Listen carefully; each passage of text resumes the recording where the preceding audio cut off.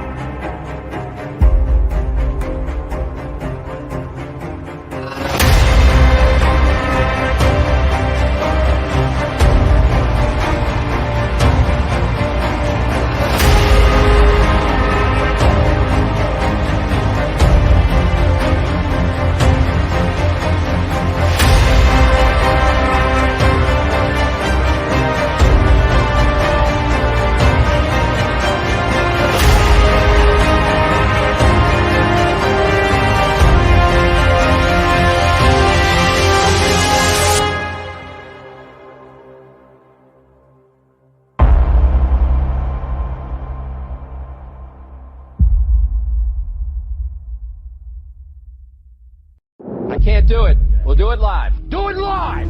I'll write it and we'll do it live! Mister, will you please wake up, wake up, wake up, wake up, wake up?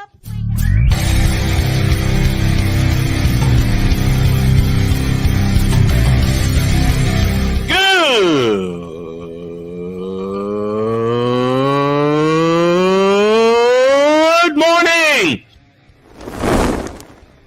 Snowman here to all you Brock Purdy and San Francisco 49er haters. Shut up!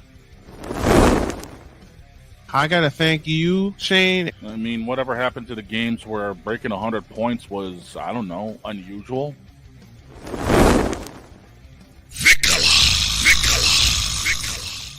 There was one word to sum up the All-Star weekend. Trays.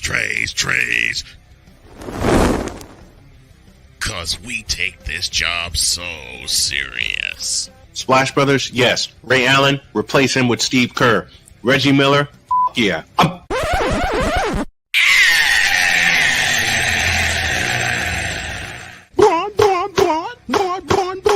What in the all types of blue hell?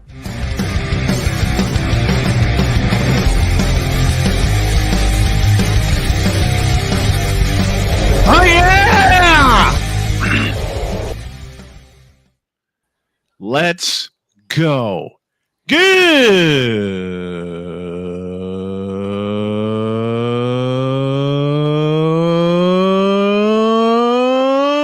morning. Welcome to the Tripped Out Thursday edition of Snowman in the Morning. Glad to have y'all with us. This hour is brought to you by BetUS.com. Use the code Snowman to get a 125% deposit match on your initial deposit. BetUS.com, where the games begin. We also invite you to subscribe to our brand new YouTube page. That's youtube.com/@SITmorning, because beginning in January, we will air exclusively there. And we want to welcome those of you that are watching via Zebo, our West Coast network carrier. Thank you all for tuning in this morning. Thank you all on WJKS in Indianapolis, Indiana, and WLEO in Baltimore, Maryland. Oh, that's it. Wow. What a day yesterday.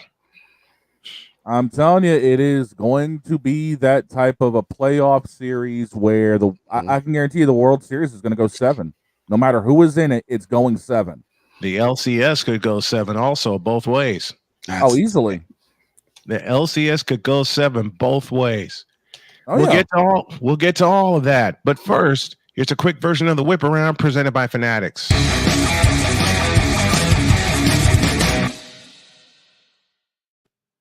And we start in the world of tennis. Well, Rafael Nadal is going to retire after the 2024 season. The multi-time Grand Slam winner is hanging up his racket. We wish you, Nadal, nothing but the best, my friend. You have delighted the tennis world with your play and with your work off the court. So congratulations to you, your career, and your retirement. And I believe if there's a Tennis Hall of Fame, you're in it on the first ballot. The New Orleans Saints will turn to Spencer Rattler as Derek Carr has suffered an oblique injury and there is no timetable on his return. Derek Carr was hurt this past Sunday. Spencer Rattler, good luck. Yeah. And that's the whip around presented by Fanatics.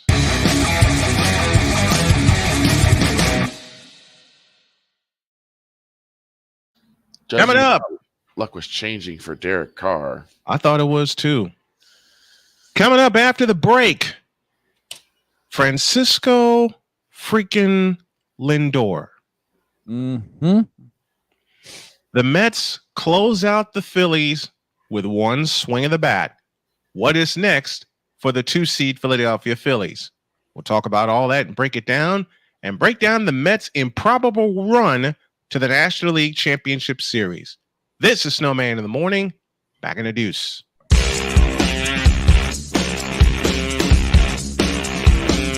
This is Snowman in the Morning.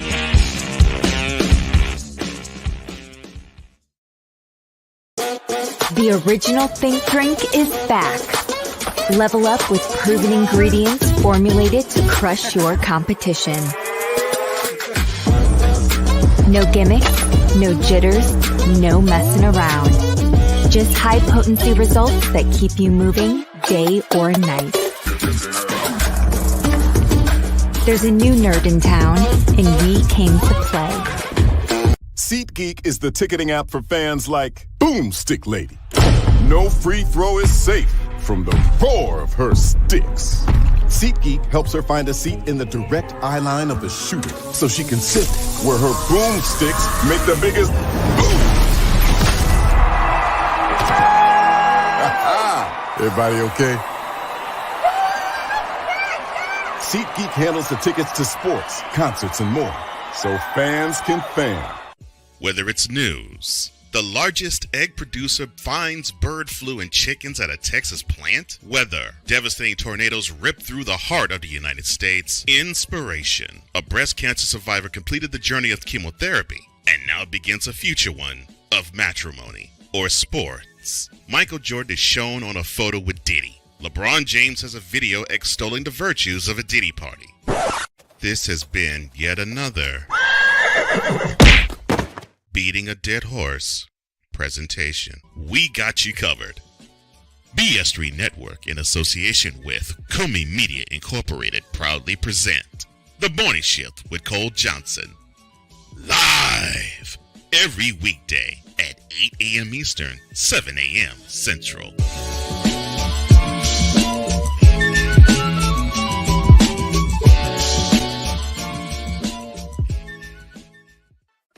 Drew Willingham. In this case, yeah, you put the blame on Kyle Shanahan for apparently not preparing the team enough for the overtime rules, supposedly. Cole Johnson. Peyton was considered the winner, and he was the darling of all darlings for Gerald. With a special appearance by Tyrone Alizé McDummy. Ain't nobody calling me. Text delete. Join these two football enthusiasts as they give you Total Football Talk. Live every Monday at 4 p.m. Eastern, 3 p.m. Central on the Sertoba Media and the Comey Media YouTube channels.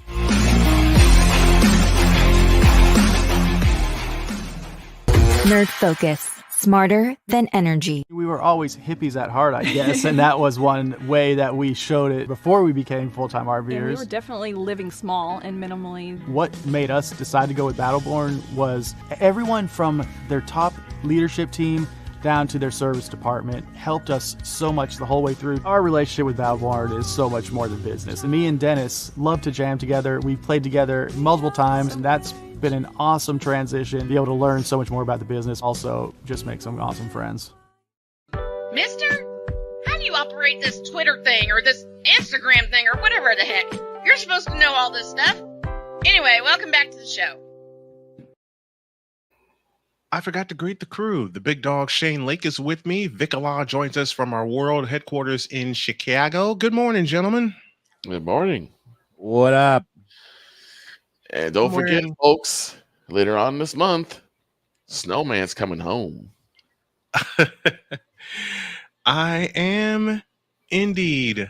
Snowman and his queen come home to Chicago. That's October 22nd and 23rd. And Snowman in the Morning will be live from near McCormick Place, starting at 7 a.m. Central Time, going till 9. So join us, won't you, when the Snowman comes home to Chicago, October 22nd and 23rd. We'll be live on the lakefront. I can't wait for that. I like that. Live from the lakefront. Live from the lakefront. Because that's where we're staying. Right. I've seen that Hyatt before by McCormick Place. I've never been there, but I've seen that place. It looks really nice. I can't wait just to get the hell away from here with my beauty for a couple days. Right. Just like a little vacation.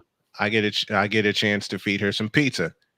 But she also made a request of me. She says, I want to try some other stuff too. All right, be ready. Okay. Mm-hmm. Just be ready. Right. It's gonna be so wonderful to be home.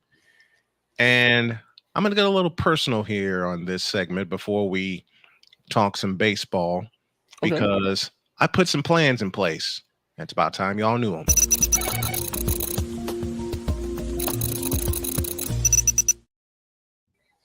I have a contract in the works with Jed TV in Northwest Indiana to broadcast Indiana Northwest Athletics. Oh, yeah. So we're going to get that situated. I'm in the process of doing DoorDash and grabbing a rental car so I can drive my beauty and I around safely as my car goes in piece by piece for its repairs. I'm also on the docket to buy myself a truck and to surprise my wife by paying off hers. I plan to do all of that by Valentine's Day, using this vehicle, using our play-by-play vehicle, and using DoorDash as well. Those are my 3 weapons to use. The website, snowmanmultimedia.net, will be up, live, and running November 1st. And snowmaninthemorning.com will be up, live, and smoking November 1st as well. There's a lot of plans in place with me, with the crew, with my bride and my family, and we're going to execute them all as Snow Enterprises begins to rise, and Snowman Multimedia will take over the media market. That's Snowman's take. What is yours?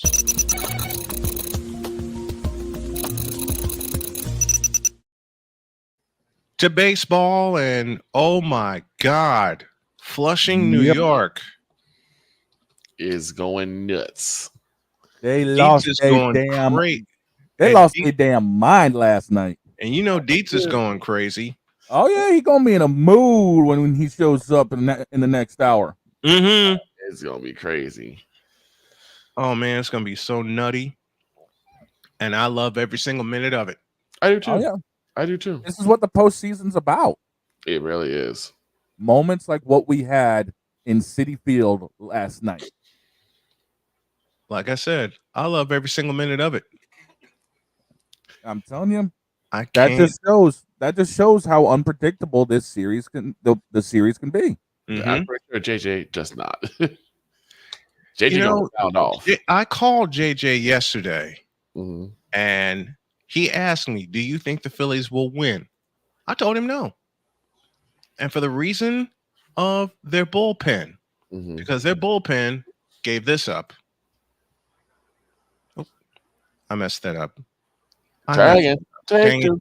We'll get to that. We'll get to that in a moment. And I know, I think I know where I put it. But man, one swing of the bat. This is why I adore baseball so much, especially during playoff time. One swing of the bat determines everything. Yes, it does. Especially when it comes off somebody's stick like Lindor. Yeah. Lindor came into the party hot anyway. Right. Yeah, he did. Right? Lindor came into the party hot anyway. Pete Alonso woke up in the playoffs. And for those of you that thought, okay, we get rid of Pete Alonso, I'm going to tell the Mets something. Don't. Right. You just figured out why. You are seeing why you should keep him. He drove in some big runs during this series. Massive runs. He's the reason they got out of Milwaukee. One swing of the bat. Yeah. One swing of the bat. He's legitimately the reason they walked out of Milwaukee and went to Philly. Because Milwaukee looked like they were going to shut him out and go to Philadelphia. And I'll guarantee you, Philadelphia would have won that series. Oh, easily. Period. It would have been a 3-game sweep. I can guarantee. It'd have been finished in Milwaukee. But because it's Francisco Lindor and the Mets, man, I'm telling you right now, Francisco Lindor. These are the cardiac kids of the playoffs. They weren't even supposed to be in the playoffs, but that one win in Atlanta gave them the wild card spot against Milwaukee. And Pete Alonso took it from there. And y'all heard that call. Right. Yep. All right. It was that split in the doubleheader that did it for the Mets at the end of the season. And that was the game they needed. They needed to get one of those two to ensure themselves a trip to Milwaukee. Yeah. Because had they lost both of those games, they were in Atlanta. Right. Had they lost both of those games, they were out. And it would have been Arizona. Thank you. You're right. So the Mets needed to get one. Mets needed to get one. Atlanta gets pounded by San Diego. Yep. And that series is tied up at 2 going back across the 401. To Southern California for a 5th and deciding game. And we will get to that. Why isn't that a National League Championship Series, man? If only it was. Why isn't that a championship series? We talked about one swing of the bat, which brings us our call of the day, presented by Cricket Wireless, the official wireless carrier of Snow Enterprises and Snowman Multimedia. Howie Rose, take it away. Now the pitch. Swinging a drive towards the gap in right center. It's pretty deep. It's back near the wall. It's gone. It's gone. Francisco Lindor. He may have just outdone himself. He has hit a grand slam into the Phillies bullpen in right center field. The Mets are leading by a score of 4-1. They were famished for the big hit all night, and Francisco Lindor just provided a feast. And a feast he did provide. Thanks to WCBS Radio, the legendary Howie Rose on the call. The video you saw is courtesy of Fox. And how apropos, just a couple weeks ago, we were talking about what's more exciting or what's more gripping, a walk-off slam or a triple play to end a series. And then that happens. Frankie hits one in the bottom of the 6th. Lindor just goes yard with the bases juiced up. You know what? I screamed my head off when I saw that. Honestly, I screamed my head off. And I'm happy for the Mets. I am too. I was a fan. Once upon a time, I was a fan of the Mets. Darryl Strawberry, Doc Gooden, Howard Johnson, Gary Carter. Those Mets I adored. Okay. Right. And these Mets are making me adore them. They are indeed, and I say this every year when we talk playoffs, gentlemen. They are indeed the wildest of the wild cards. Because who expected the Mets to get here to the National League Championship Series? Right. The thing is, like, they've always been seen as the little brother when it comes to New York baseball. Because it's always been the Yankees. It's always been the Yankees part of town. Yep. Now doesn't it remind you of what happened in 2005? Yes, it does. Funny you should mention that. Well, the White Sox were considered the little brother compared to the Cubs. The White Sox have always been a little brother compared to the Cubs, but then True. 2005 happened. True. But now here you have the Mets going to the NLCS, and I couldn't be happier for them, man. Let's just see how far this wild ride goes. If they get the Dodgers, I don't care. Well, let me make a bold prediction here. It doesn't matter who the Mets will face in the NLCS. They're going to win it. Right. I truly believe in the Mets winning the National League Championship Series, and I'll give you a reason why. His name is Sean Manaea. Yep. That biting curveball of his was a maniac 2 days ago. He is the reason they were on the brink of clinching. Lindor slammed the door. Right. Exactly. Lindor slammed the door. And I'll tell you right now, I've been looking over a few things dealing with the game, and I'll tell you where Philadelphia's biggest problem was. Their bullpen. They were not just the bullpen. They were 0 for 9 with runners in scoring position. And that's one of the things JJ and I talked about. Runners in scoring position. How many times, gentlemen, have I preached fundamental baseball? You got runners in scoring position. Get them on, get them over, get them in. And that's how teams win. Didn't we just have this conversation with another team that we talked about? It seems like for some reason, and I don't know if this is just them, this is what they're trying to do. Maybe it's just bad luck. It could be the situation of bad luck and getting into bad situations. But for some reason, it seems like a lot of teams want to just go yard rather than, hit the dribbler that goes past the shortstop. Shoot the gap a little bit and put one in the corner. Put it in the corner right in the wall so that you can get that double or possibly that triple and just get some guys across. That's all you need to do is get people across. It doesn't matter how you do it, just get them across. I'm going to follow the White Sox and the Astros next year in terms of my live play-by-play. Okay. And I think my hometown White Sox are going to be the chief team because I am a fan. And I've been a fan since 1982.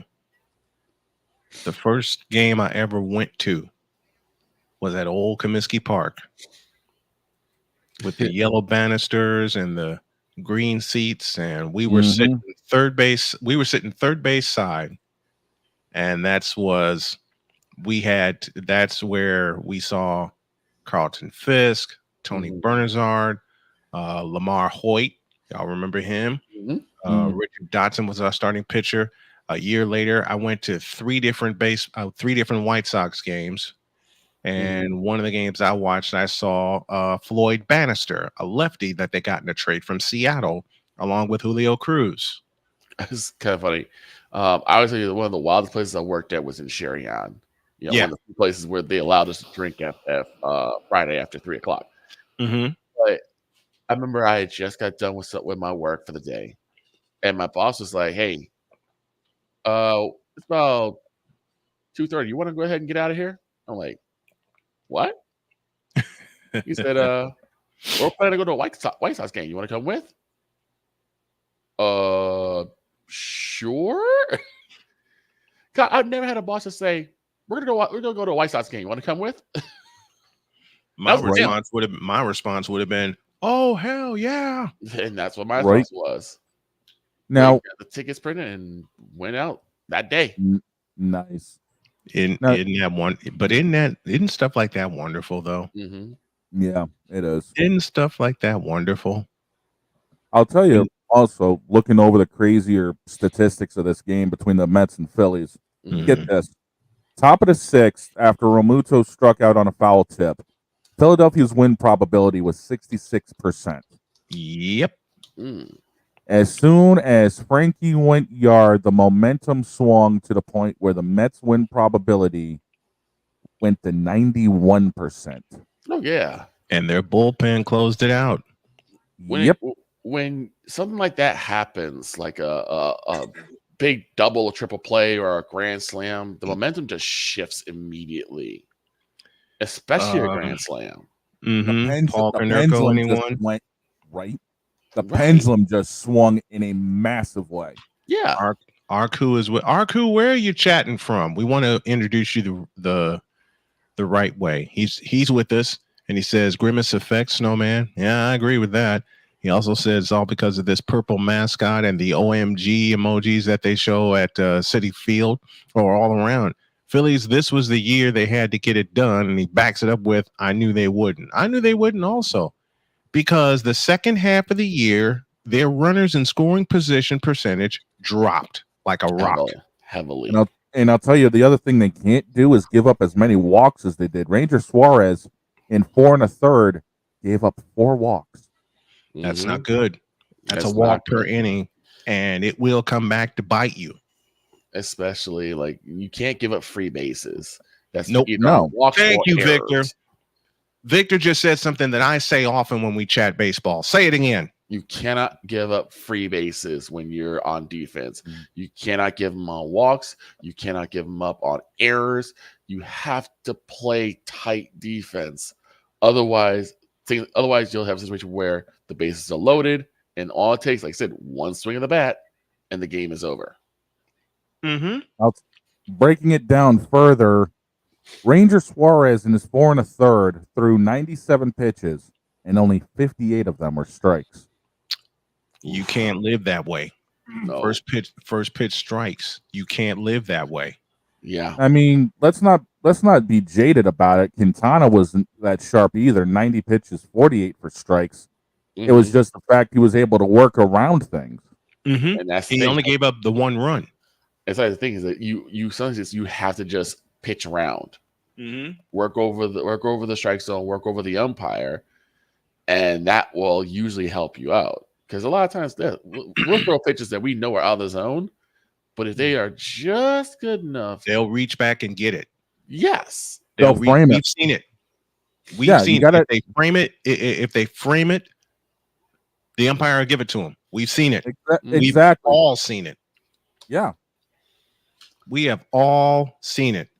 All right. Before we go to break, one more time, ladies and gentlemen.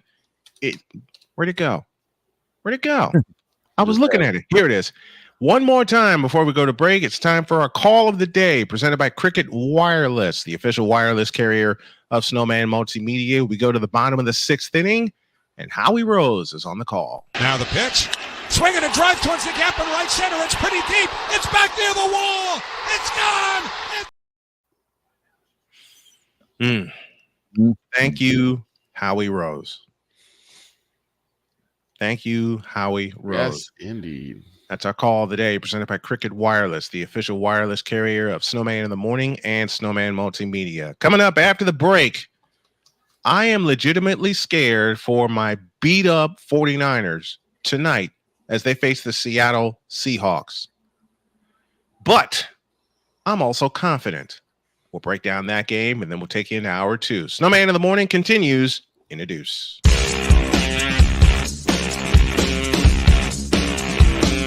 This is Snowman in the Morning.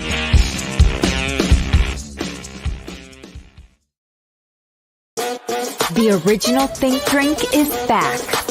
Level up with proven ingredients formulated to crush your competition. No gimmicks, no jitters, no messing around. Just high-potency results that keep you moving day or night. There's a new nerd in town, and we came to play.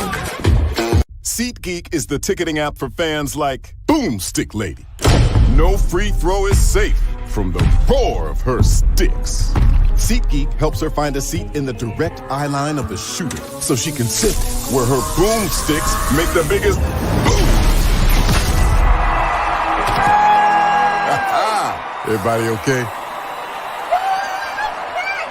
SeatGeek handles the tickets to sports, concerts, and more, so fans can fan. Whether it's news, the largest egg producer finds bird flu in chickens at a Texas plant, weather, devastating tornadoes rip through the heart of the United States, inspiration, a breast cancer survivor completed the journey of chemotherapy, and now begins a future one of matrimony or sports. Michael Jordan is shown on a photo with Diddy. LeBron James has a video extolling the virtues of a Diddy party. This has been yet another beating a dead horse presentation. We got you covered. BS3 Network, in association with Comey Media Incorporated, proudly present The Morning Shift with Cole Johnson. Live every weekday at 8 a.m. Eastern, 7 a.m. Central.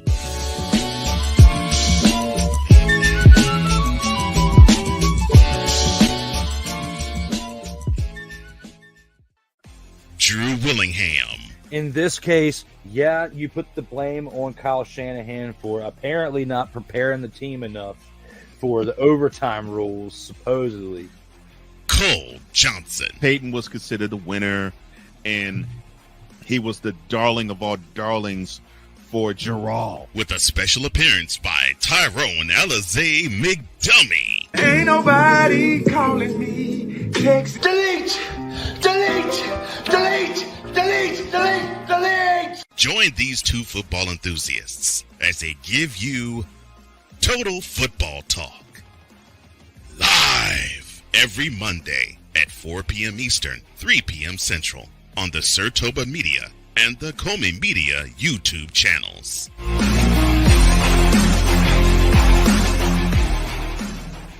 Nerd Focus. Smarter than energy. We were always hippies at heart, I guess, and that was one way that we showed it before we became full-time And we RVers. were definitely living small and minimally. What made us decide to go with Battleborn was everyone from their top leadership team down to their service department helped us so much the whole way through. Our relationship with Battleborn is so much more than business. And me and Dennis love to jam together. We've played together multiple times, and that's been an awesome transition. Be able to learn so much more about the business. Also, just make some awesome friends. Mister, how do you operate this Twitter thing or this Instagram thing or whatever the heck? You're supposed to know all this stuff.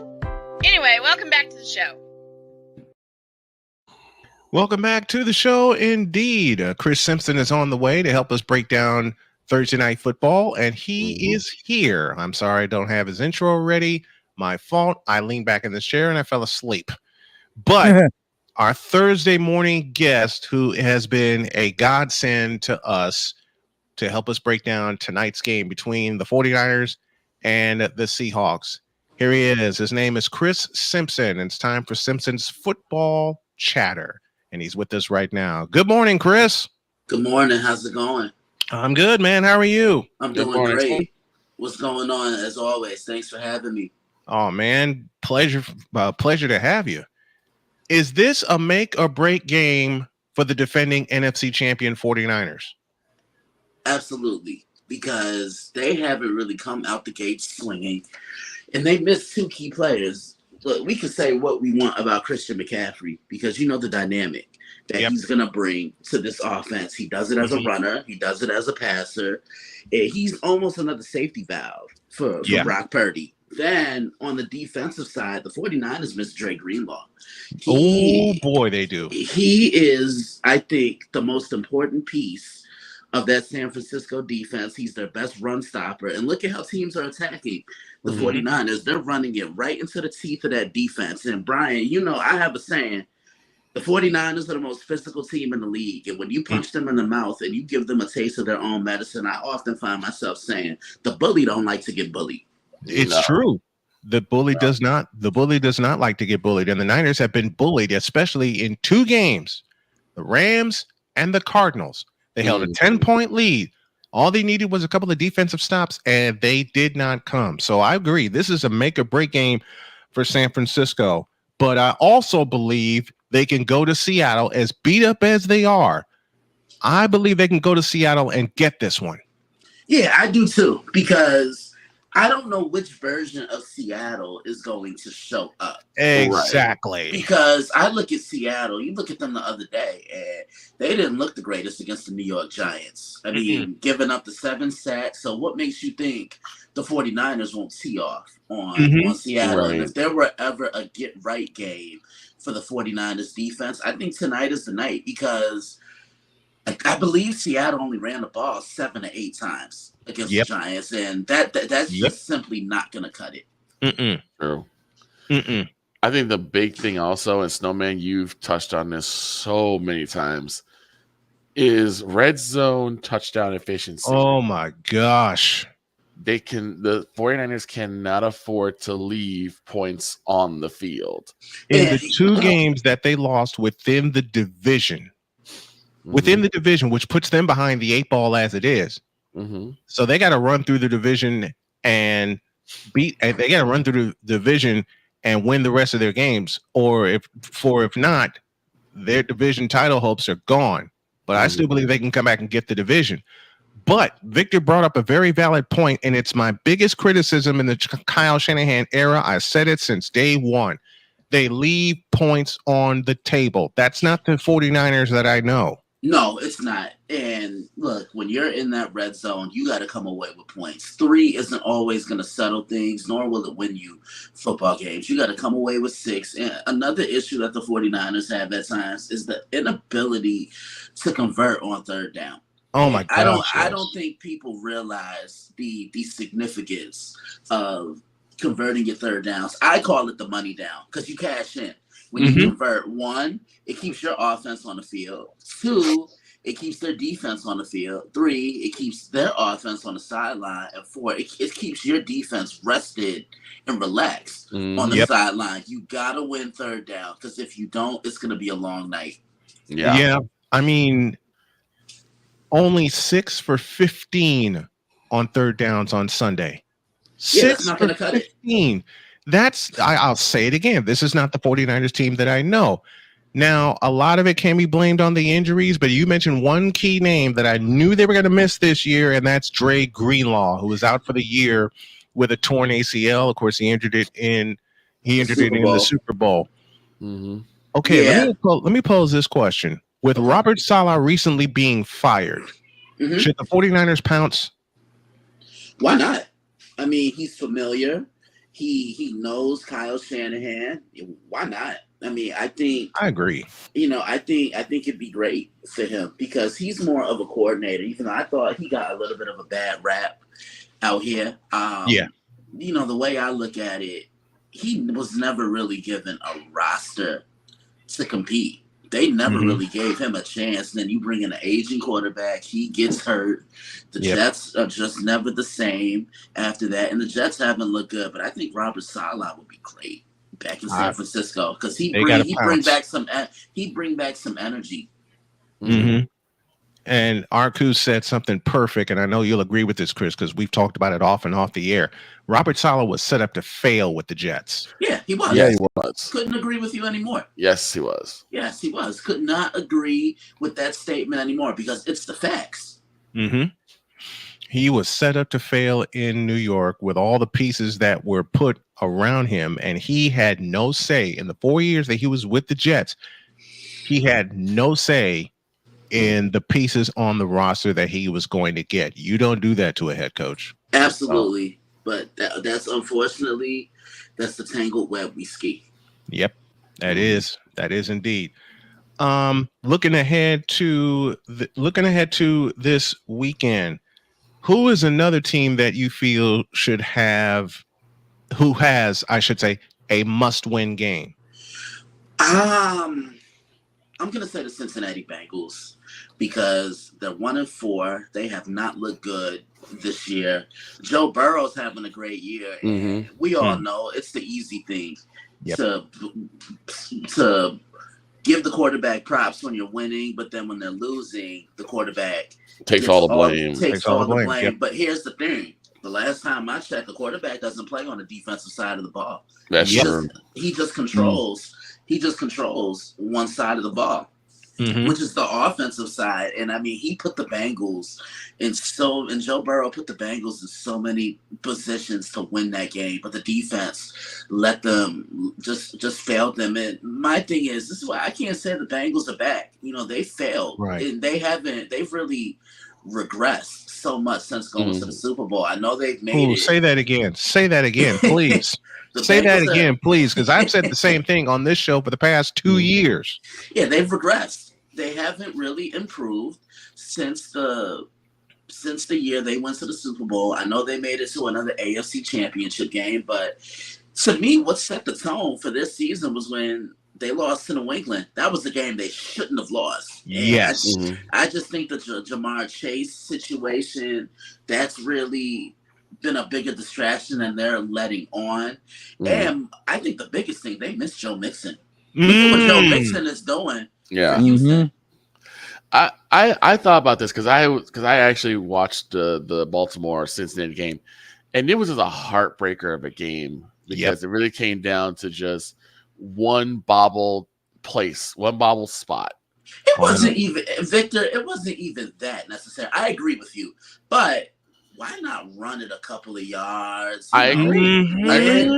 You like, get your guy in the right possession, and that was a head scratcher right there. Did you not say that? Did you not say that, Victor? Did you not say that during our live coverage on Sunday? It was a head scratcher of a game because really it didn't seem like either team really trusted like going with their running back all the way. I mean, not even Baltimore did.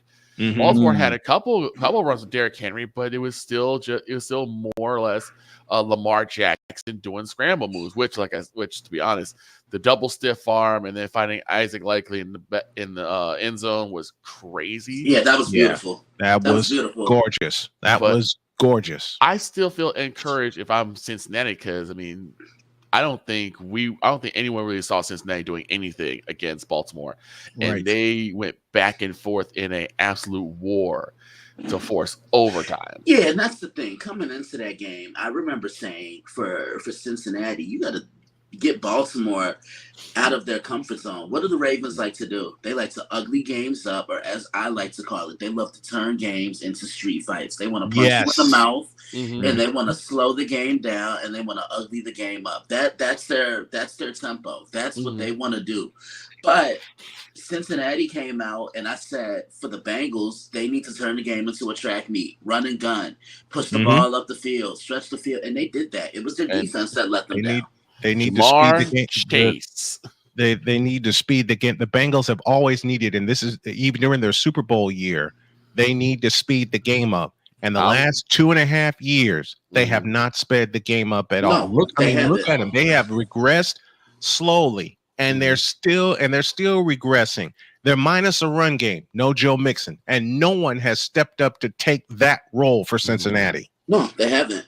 They haven't at all. And I think if they had to run a more consistent ground attack, they'd be in good shape. But right now, they're 1-4. And to be completely honest with you, I think the Giants may beat them because I don't like what I'm seeing from the Cincinnati Bengals. And the Bengals, that offensive line, I'm just going to come right out and say it. If the Bengals don't improve that offensive line, Joe Burrow will become the next Andrew Luck. Yep. And we'll get pounded. Forget Andrew Luck. David Carr. Yeah. David Carr. David Carr-like numbers are awaiting Joe Burrow if they don't fix that offensive line. And even during their Super Bowl year, they didn't fix that offensive line because the Rams should not have gotten to Joe Burrow as many times as they did in the Super Bowl. Let's just say it. They should not have gotten to him that many times. No, they shouldn't. Yeah, absolutely right. Man, we're talking football with Chris Simpson. Always a pleasure for him to join us. Let's take a look at one other game. There's a team that is very personal to me and my family that has a get-right game in their face that they can win to even their record. And that team is none other than the Indianapolis Colts. They go to a reeling Tennessee Titans team. And if there's ever a chance for them to get right after they gave one away on Sunday, this is the game that they need. Yeah, it really is. I I just think Joe Flacco is a better fit from a personnel standpoint than Anthony Richardson because Anthony isn't playing with control. Mm-hmm. And I'm sure a veteran quarterback. Thank you. Tennessee, they beat up a bruised up Miami team. Mm-hmm. And look, I just don't like what Will Levis is doing. Like every game, it's been a turnover, and they've been extremely bad turnovers at that. Tennessee, I like Tennessee to get back. Lots of Jonathan Taylor, mix of Joe Flacco, getting Michael Pittman the ball, Mo Alley Cox, and the defense handles the rest. I think the Colts bounce back here. Yeah, I think the Colts bounce back also. I also think the 49ers bounce back tonight. Let's make our predictions. Our predictions are brought to you by betus.com. And Shane, let's get the numbers up for tonight's game. It's the 49ers and the Seahawks. I'll have live play-by-play coverage beginning at 7:45. It'll be presented by betus.com. betus.com, where the game begins. All right, Shane, what are the numbers for tonight? Well, before we get to the numbers, the injury report for the Niners is Jordan Elliott, Demetrius Flanagan-Fowles, Tanaloa Hufanga, and Jake Moody are all out due to injury. Chris Conley and Travarius Ward are questionable. Conley with an oblique and Ward with a knee. The numbers, San Fran favored by 3.5 with the over-under at 49.5. Oh, I think the Niners cover. I believe the Niners go into Seattle and they cover. And their secret weapon, and we didn't talk about this yet, but I know Chris will agree with me. As I said, we talk a lot often off the air.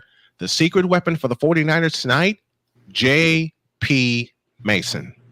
Oh, absolutely. Yeah, they're going to have to establish him early on. Whenever the 49ers and the Seahawks play, it's usually a physical battle that comes down to the fourth quarter. I mean, I can't really say the same about Thanksgiving last year, but I think this is a huge game in the division for both teams. Can the 49ers keep Brock Purdy protected? Because this is an improved Seattle defense. This is exactly why they went in and hired Mike McDonald. That front seven has been active, and when your front seven is active, that allows your secondary to naturally make plays upon the football. Then for Seattle, can they get that bad taste out their mouth? It's a new week. You got a big-time divisional game.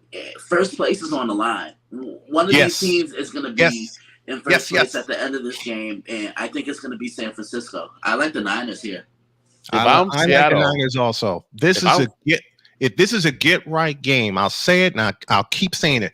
This is a get-right game for San Francisco up in Seattle, especially given what happened last Thanksgiving, and I was watching it with my wife. I'll tell that story after the break.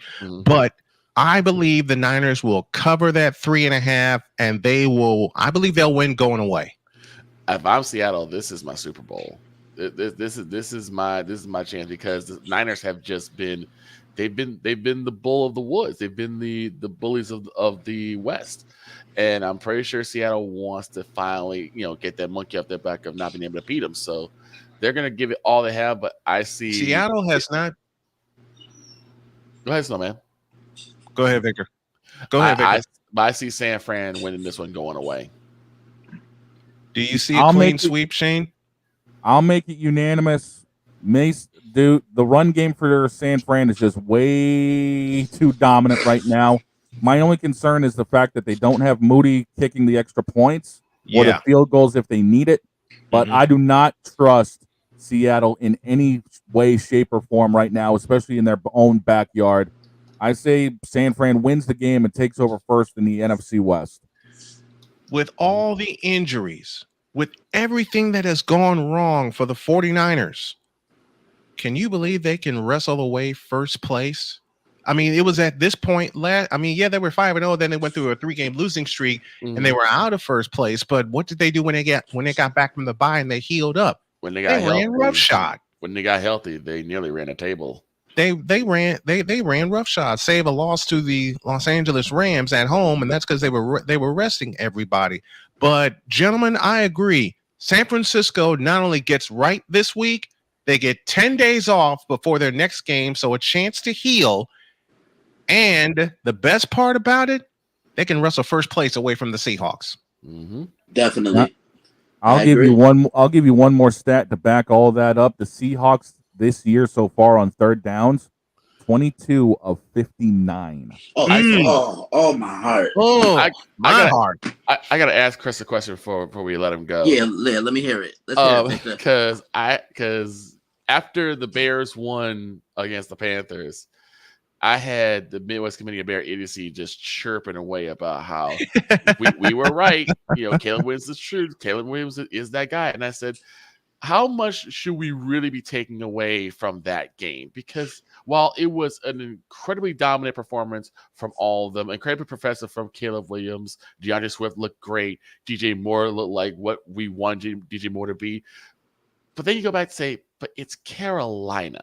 Yeah, and I said something on social media, and I even said, listen, when it's funny when a guy is down and he's struggling, the disrespect is so loud.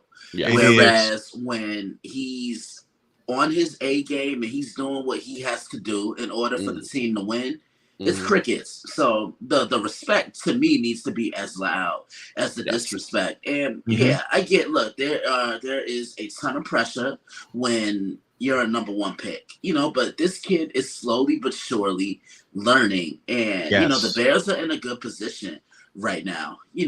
Look, the Bears haven't had a quarterback like this ever. Jay Cutler wasn't that guy. Mitchell Trubisky wasn't that guy. The Bears now have a guy that can stretch the field and take shots and make those clutch throws when you need it. And, I'm happy for them. I really am.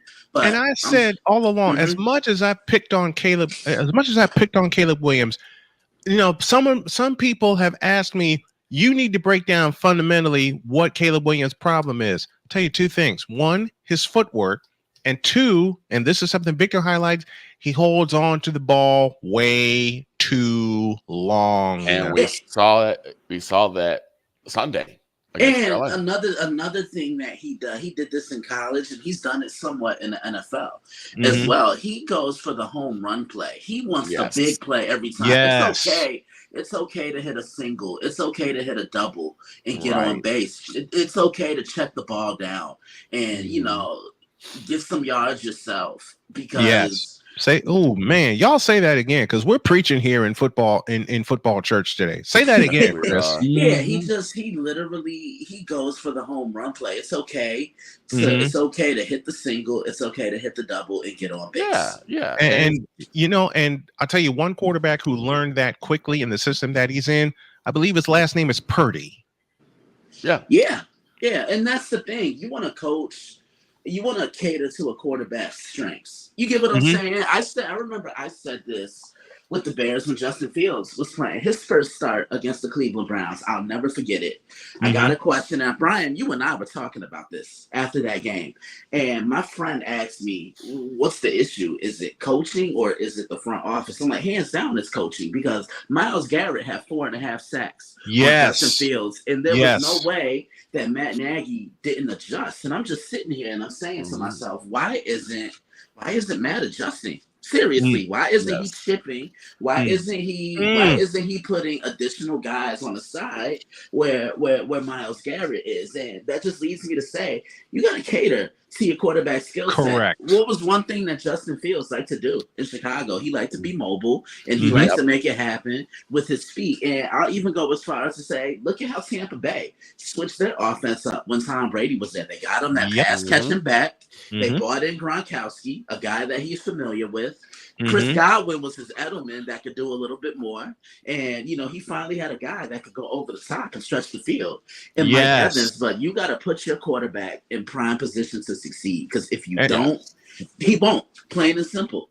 Which brings one final point before we let you go. Aaron Rodgers. Aaron Rodgers has been set up to fail with the Jets. Robert Saleh gets fired. Fingers are pointing, and the owner says that the decision to fire Saleh was mine alone. I call baloney on that. Yeah, I do too. Listen, I'm going to tell you guys something. You guys are going to laugh. When Aaron Rodgers got traded here to the Jets, Everybody was happy. Everybody was hyped up. Some people Mhm. will call it Super Bowl. Why they do that, I don't know. But Oh no. then you remember I called the Bills and Jets game last You did. year. I Yes, called you that. did. And then that's when Aaron unfortunately tears his Achilles. And Mhm. you know, the Jets, they tried their hardest to stay along, then to stay afloat. Then Aaron comes back. He's missing mandatory camps, and he's doing whatever he wants to do. Look, the things that you did in Green Bay, you can't do in New York City. True. Plain and simple. True. He threw everybody under the bus. Mm-hmm. After the Denver game, but I'm just gonna come right out and say this: I'm a former defensive player, and Aaron Rodgers doesn't scare me like he used to. I want him to throw the ball as many times as he did against Minnesota, because the Jets are a team. They like to grind games out. Breece Hall is the key for them. I just don't think he'll be the and key. they misuse him. Yeah, they do. Misuse Breece Hall the same way the Bears misuse, ladies and gentlemen, say it with me, DeAndre Swift. Yeah. Yes. Yeah. Yes. Yeah. The only difference, though, is that it seems the Bears are starting to lean on DeAndre a lot more. The past games, they've looked a lot better, and it's a bit more even in terms of run versus pass.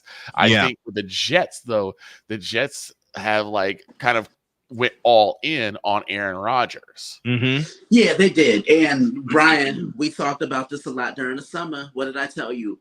If Breece Hall and Garrett Wilson do not have it going, who scares you on this Jets offense? Because Mike Williams can't stay healthy. Nope. And it would be the craziest thing if Devontae Adams came here, because that wouldn't fix anything. It would be even more of a clown show than it is now with Aaron Rodgers. And Aaron Rodgers threw Robert Saleh under the bus. Everybody knows that. Yeah. Now I asked you a question. I have a question for you guys. I'll chime in as well. Okay. Where does Devontae Adams end up? Snowman, I'm gonna start with you. We're gonna go around the room. Snowman, where does Devontae Adams end up?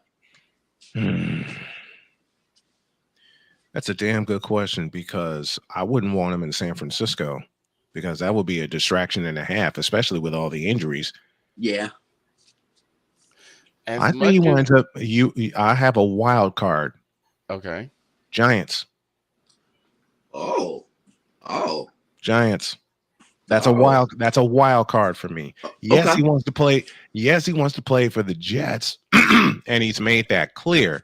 But what if the Giants, or what if the Giants? And I hate bringing this up, but I got to do it for Droid's sake. What if Kansas City comes in with one hell of an offer? Because whoever lands Devontae Adams, it'll be like Christian McCaffrey being signed by the 49ers 3 years ago.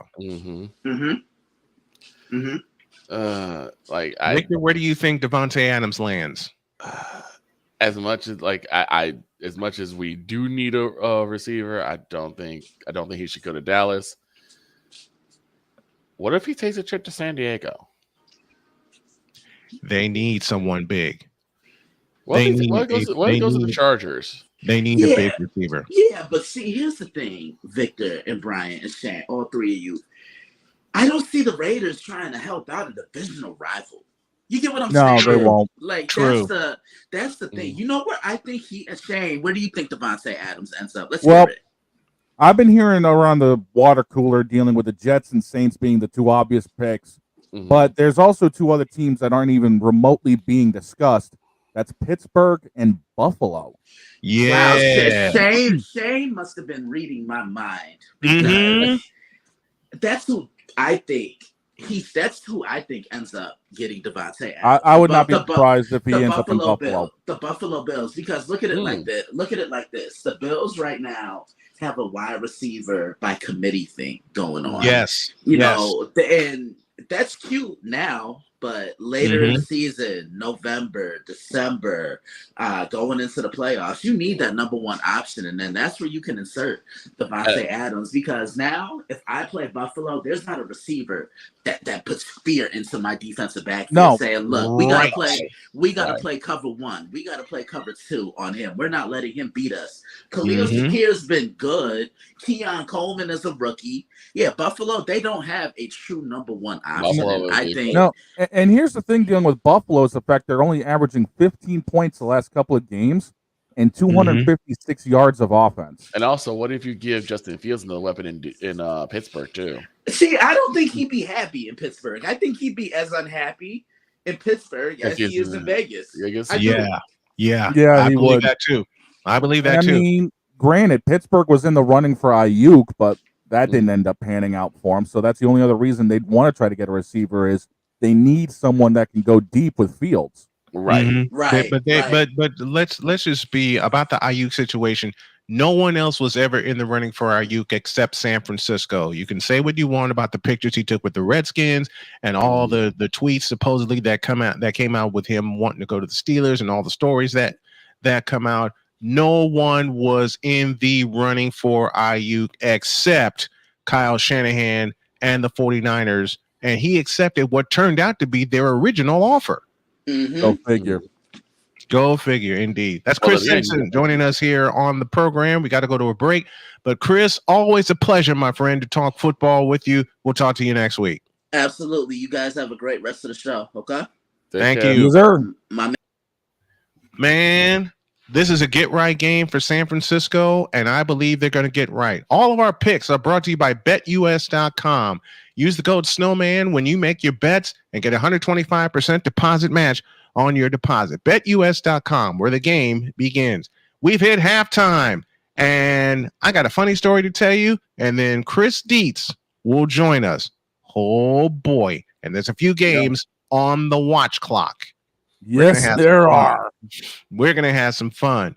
Snowman in the morning, halftime. Back in the deuce.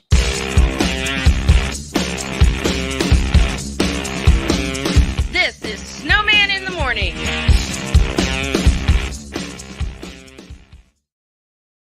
Whether it's the men's college game, the way that this season has been going, anything is possible. The women's college game, and how passionate Angel Reese was at that press conference, they got their mojo now. The WNBA, AJ Wilson on Twitter 1 and 2, followed by Brittany Griner, Aaliyah Boston, Jackie Young, or the NBA. The Lakers had a 0.8 chance of winning. And then what happened in the fourth quarter?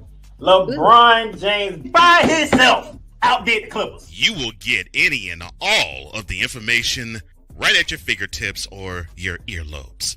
Join the Playmaker as he breaks down all things basketball in Shooting Lights Out on the Playmakers blog, network, YouTube channel, and where you can find podcasts.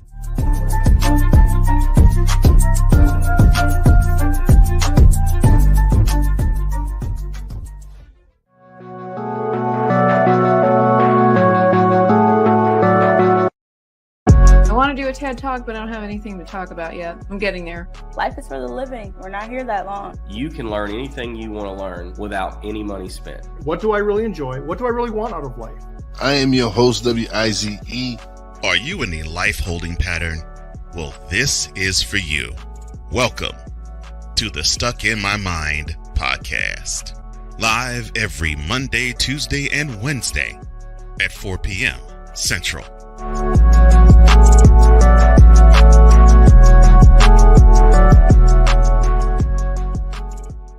Join the transporter to Hades. Your butt and gut becomes one. Join the reformer of hooker whores. This is my daughter, Placenta Booty Johnson. Join the bronze car. Whenever you are in distress, take off your baseball cap and throw it in the air. Join your very own superhero of broadcasting, Chris Bass. So whatever color crayon they get, they palm it and do 2 circles, and that translates to, I can be the black people. As she takes you through the week's paces in Baseline.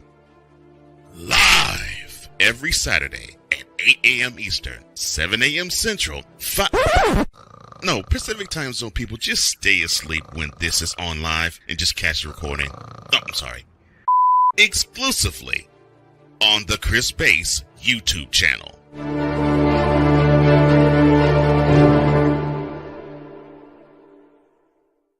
Here's an important message from the Diabetes Solution Center. Do you like pricking your fingers to test your blood sugar levels? No one does, but it's important to maintain your health. And now, by wearing a small remote device called a continuous glucose monitor, or CGM, you don't need to prick your fingers anymore. It's easy to use and helps you make more accurate diabetes treatment decisions. If you are testing your blood sugar 3 or more times daily, injecting insulin, or using an insulin pump, call the Diabetes Solution Center right now. And if you have Medicare or most major insurance coverage, you may be able to get a new CGM at little to no out-of-pocket cost. Shipping is free, and we'll even bill your insurance company for you. If you are testing your blood sugar 3 or more times daily, injecting insulin, or using an insulin pump, call the Diabetes Solution Center right now to learn how to end the painful finger sticks and get your own continuous glucose monitor, or CGM, at little to no out-of-pocket cost. SeatGeek is the ticketing app for fans like Boomstick Lady. No free throw is safe from the roar of her sticks. SeatGeek helps her find a seat in the direct eye line of the shooter so she can sit where her boomsticks make the biggest boom. Everybody okay? SeatGeek handles the tickets to sports, concerts, and more, so fans can fan. Whether it's news, the largest egg producer finds bird flu in chickens at a Texas plant, weather, devastating tornadoes rip through the heart of the United States, inspiration, a breast cancer survivor completed the journey of chemotherapy, and now begins a future one of matrimony or sports. Michael Jordan is shown on a photo with Diddy. LeBron James has a video extolling the virtues of a Diddy party. This has been yet another beating a dead horse presentation. We got you covered. BS3 Network, in association with Comey Media Incorporated, proudly present The Morning Shift with Cole Johnson. Live every weekday at 8 a.m. Eastern, 7 a.m. Central.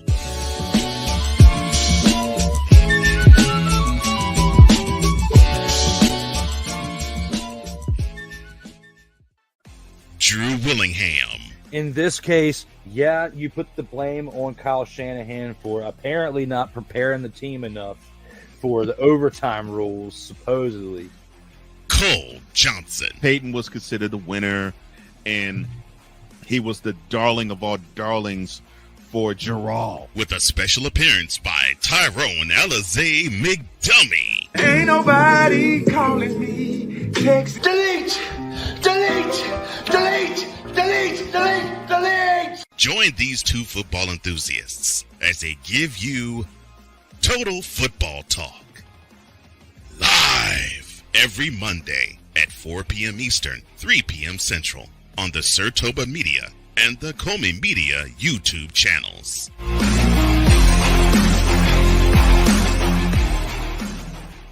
Mister, how do you operate this Twitter thing or this Instagram thing or whatever the heck? You're supposed to know all this stuff. Anyway, welcome back to the show.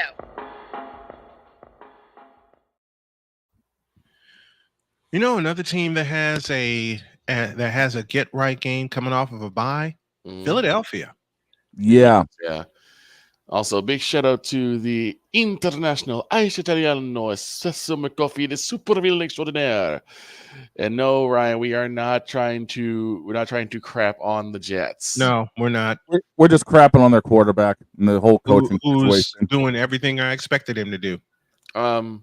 But Snowman, before we get any further, 3 points of order for your 49ers to take this game. What are they? Run the hell out of JP Mason. Run the absolute bloody hell out of JP Mason. Give him the same workload that you gave him in game 1. That's key number 1. Key number 2, stuff the middle. We're missing some pieces on defense, but you got to come together and stuff the middle because Seattle's going to try to make this an ugly game. Thirdly, and most importantly, Brandon Ayuk has to see the football. Matter of fact, I'll combine that. Brandon Ayuk and George the Animal Kittle need to see the ball. They do those 3 things, they win handily. Okay. I'll give you a 4th one. 3 words. Red zone touchdowns. Red zone touchdowns. They got to be efficient in the red zone. Because the thing is that they've been efficient in the red zone by getting points. The problem is it's always 3. it's always 3 and not 7. So, and without Moody, they're going to gamble a whole lot more on fourth down. Yes. Especially if they're close. And I tell you what, they're only 2 for 6 on fourth downs this year inside the red zone. Mm-hmm. They have to score points, and we're talking about 7 and not 3. They do those things, those 4 things, and they'll win handily. I truly believe they're going to win handily tonight. I do too. I just don't see Seattle being able to handle the onslaught, but it has to be a 49er onslaught like we seen. It must. What we saw last year. It has to be. It must. It absolutely must. Speaking of football, we got a whole bunch of college football coming your way this weekend, especially on Saturday, as we present to you College Football Now, presented by BetUS.com. The first game, the Texas Longhorns, top-ranked, take on the 18th-ranked Oklahoma Sooners. That's at 3:30. Then at 7:30, the second-ranked Ohio State Buckeyes take on the third-ranked Oregon Ducks. And then at 10:30 to close things out, the Kansas State Wildcats take on the Colorado Buffaloes. All that, plus scores and updates and a whole lot more on Saturday as we give you College Football Now, presented by BetUS.com. BetUS.com, where the game begins. Like I said, there's a whole lot of college football going on, and as mentioned, we're awaiting Dietz to arrive. But we got a whole bunch of college football. We got a whole bunch of college football going on. Speaking of football, the droid is with us. Good morning, sir. Good morning. How do you feel, man? Sounds like you got a little sleep. I got more than plenty of sleep. Good. Good. For once in my life, I got 8 hours of sleep. Good. 8 hours of sleep should be attainable. But given the 21st century, it ain't. It really is. I'll tell you something funny. This morning, my wife has 3 alarms on her phone. I have 2. Mm-hmm. All right. 6:30 and 7. She has an extra alarm at 5:30. We didn't hear nothing. Any of them until 7 o'clock. We heard nothing. You understand me? Yeah. We listen. By the time I heard her 7 o'clock alarm, we were out, and it's been a while since Jody had that kind of sleep. You know what I mean? It's been a while since she's had that kind of sleep. God bless her. She's working 50, 60 hours a week. And she comes home late 3 times out of the week. She comes home late. Right? Yeah. But last night, I came to bed a little after 11. I told myself, cut everything off at 11 o'clock. Right. So I shut it down. I came into the room. And she was gone. Dunsky. 3 sheets to the wind, gone. Yeah. Okay. And I settled in and I thought, okay, it's gonna take me at least an hour to wind down and go to sleep. Wrongola. 10 minutes and I was out. I put my headset on. 10 minutes, I was out cold. I was out cold. And we didn't hear anything. Like I said, we heard nothing. I didn't hear my 6:30 alarm, even with the headset I have in my ear. Jody got me this little wraparound headset for Christmas. Didn't hear a damn thing. And we heard her. I somehow heard her alarm at 7 o'clock. She didn't. I'm expecting her to move, right? Nothing. And my sleepy ass, I'm like, baby, you got to wake up. She said, what? I said, it's 7 o'clock. And she shouted a deleted expletive. And I shouted the same thing. And off the races we went. I mean, to recreate it, it's just like, what? Exactly. 7 o'clock. It's 7 o'clock. Oh. Uh-huh. Like, uh-huh. Uh-huh. All right. To the feedback zone presented by Fanatics. The Inspired Truth broadcast dropped by a little earlier. Sorry we couldn't get to you. He says, good morning, all. Good morning to you. Ryan McCoffey, a.k.a. Ryan McCarthy, says, good morning, Snow Crew. Looks like I joined just in time for the crew to crap on the Jets. Believe me, we're not crapping on the Jets. We're just crapping on Aaron Rodgers. Big difference. Hopefully play calling is taken out of the hands of Nathaniel Hackett, and we see a different Jets team on offense on Monday. Oh, yeah, because they play the Buffalo Bills. And I have a little surprise for y'all as I will appear on the Saturday edition of No Credentials Required. I will be filling in for Dustin, who is out of town. I'll do that one. That's at 8:30. That's at 10 a.m. I beg your pardon. I'm so used to saying 8:30. That's the time I usually get up on Saturday. 10 a.m. Eastern time. Yours truly, Remember, Ryan McCoffey on the Saturday edition of No Credentials Required. And then I switch headsets and put this one on, drop the microphone, and we're off to the races with college football now as we start our coverage at 1 o'clock. Go ahead, Droid. remember, it's no credentials required, where you don't need a press pass to talk sports. Absolutely not. And I love it.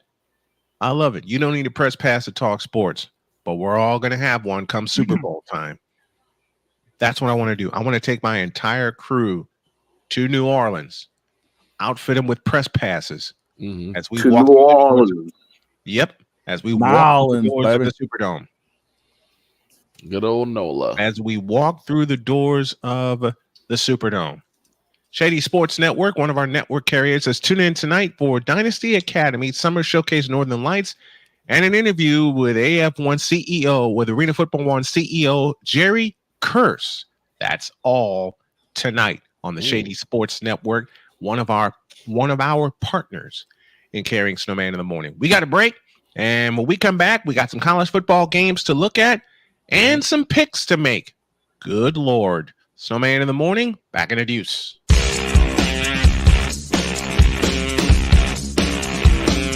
This is Snowman in the morning.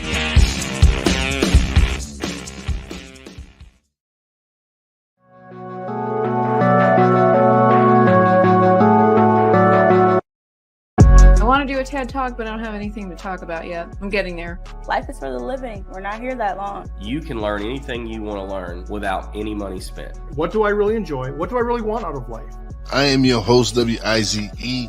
Are you in a life holding pattern? Well, this is for you. Welcome to the Stuck in My Mind podcast. Live every Monday, Tuesday, and Wednesday at 4 p.m. Central.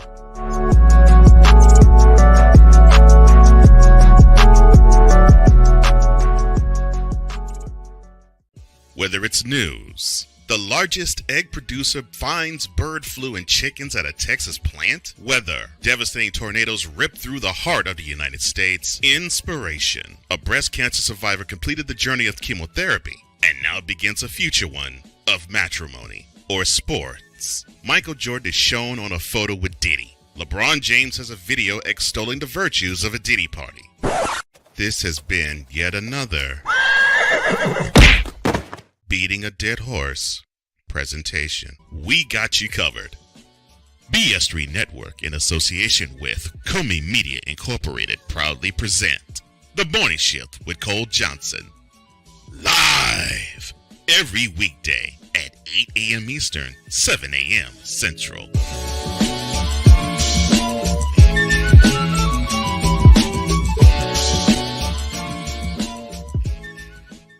Whether it's the men's college game, The way that this season has been going, yeah, anything is possible. the women's college game, And how passionate Angel Reese was at that press conference, they got their mojo now. the WNBA, AJ Wilson on Twitter 1 and 2, followed by Brittany Griner, Aaliyah Boston, Jackie Young. or the NBA. The Lakers had a 0.8 chance of winning. And then what happened in the fourth quarter?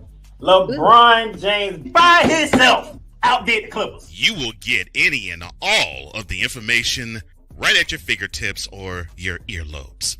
Join the Playmaker as he breaks down all things basketball in Shooting Lights Out. on the Playmakers Blog Network YouTube channel and where you can find podcasts.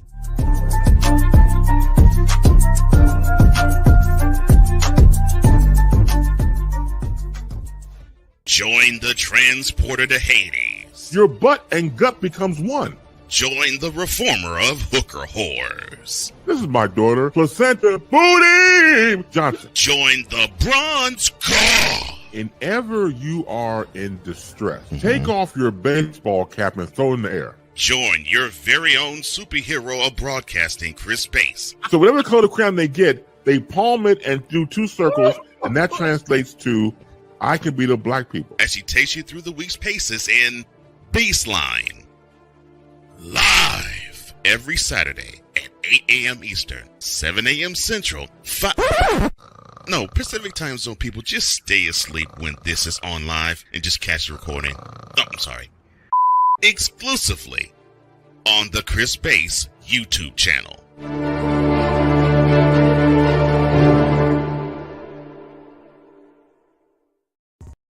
Mister, how do you operate this Twitter thing or this Instagram thing or whatever the heck? You're supposed to know all this stuff. Anyway, welcome back to the show. The NBA season is here, but we don't have an NBA person until now. Beginning next Wednesday during hour 1, you will see and hear the smooth, sultry sounds of one Michael Conceição, my dear friend from Boston. He'll join us every Wednesday during hour 1 to talk all things NBA. Beginning next Wednesday, 8:35 a.m. Eastern Daylight Time. All right, y'all. Booty! Exactly. All right. Let's make some picks, shall we? Okay. And Shane gave me one hell of a slate. This is, you remember last week we were talking about some of these games are just booty, and then some of them turned out not to be. Oh, yeah. Especially one of them that we didn't even mention. Vanderbilt. Vandy with the upset. Mm-hmm. We should have picked that game. All right, let's go. All of our picks today. Let me get this up here. Mm-hmm. Where is it? There it is. All of our picks today are presented by BetUS.com. BetUS.com, where the game begins. Use the code Snowman to get 125% deposit match on your deposit. We begin tomorrow with the Northwestern Wildcats taking on the Maryland Terrapins. That's an 8 o'clock kickoff. Shane, the numbers. Maryland favored by 11. The over/under at 46. Snowman, give me your thoughts. Over under 46. Northwestern picked a cover 11. I'm stupid for doing this, but I'm going to call for the upset and go for Northwestern. Vic, holla at me. What you got? Same thing. I'm going to go with the Wildcats on the upset. Droid? I did a bit of Road to Glory for a while, and when I was a 1-star, when I was like, I think the minimum you can get is like a 1-star or 2-star. Mm-hmm. Maryland was the only team to offer me a scholarship. Nice. Wow. So I will be loyal to my team and go with the Maryland Terrapins. I wouldn't be surprised if they won. Would not be surprised. I wouldn't be surprised either, but quite frankly, I'm calling an upset right here, right now. Yep. And it's going to be covered. Droid, the lone gun. And I know that Maryland is hurting without, Tua's brother, but still. Because I think they got Edwards Jr. at quarterback. Yeah. Yep. I still think NU's prime for an upset. They nearly pulled off the upset against Indiana, but Indiana's offense was just too strong. We start Saturday's slate with this one: Wisconsin and Rutgers at high noon. Shane, the numbers. Rutgers favored 2.5. The over/under set at 41.5. No, man. I don't trust Wisconsin, especially on the road in New Jersey. I'm going to take the home team to cover and to win. Vic. This has been two teams I haven't really looked at all that much, but I gotta give it. Shame on you. Age. I don't have either of those games on my networks. I remember Yeah, Fox is very greedy when it comes to who they cover. Yes, they are. Yes, they are. But yeah, I'm going with Rutgers to win. Druid? There are too many teams that are just red and white. That's true. That is true. True. I mean, you're not wrong. Nope.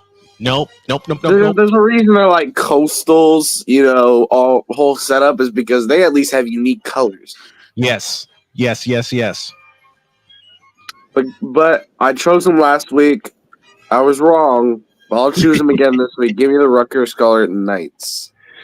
I'll clean sweep it. I don't trust Wisconsin on the road, and I think Rutgers is just going to be a little bit too powerful with their hometown behind them. The next game we have on the schedule goes like this. The Washington Huskies taking on the Iowa Hawkeyes. That's at high noon in a Rose Bowl rematch. And you got to remember the 90s when the Huskies were strong under Don James. I was going to say Don Nehlen, but he coached West Virginia. Don James was the coach of those old Washington Huskies, and I'll start the thing. But Shane, first the numbers. Iowa favored by 3. The over-under is set at 42. After their upset of Michigan, I'm going with the road team. I'm going with Washington to cover and to win. I'm actually going the other way. I'm going with Iowa. I don't know. So this seems screwy. I like Iowa. Yeah. Right. They're at home. The animal came out of this school. Yes, he did. Give me Iowa. All right. Hang on a second. Sorry about that. I'm going with you on this one, Snowman. I'm calling for another upset. I love the way Washington's been doing their thing. It's going to be a back-and-forth game, but I got Washington coming out of this late. And I love the way Washington... time we do I notice every time we're split, it's always me and Vic with the same pick. That's true.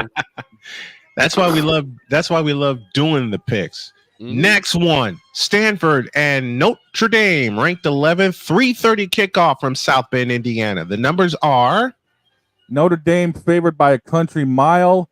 Over-under is set at 45.5. Give me Notre Dame to cover, to win, and to blow that over-under number out of the water. Stanford has nothing to offer. Vic? Yep, I'm going the exact same way. I'm going with Indy to just destroy Stanford. Good. If this was last year, I'd give Stanford a chance, but this is not last year. This is this year. Give me Notre Dame. Football Jesus about to put a foot in the cardinal ass. Give me Notre Dame by a long road.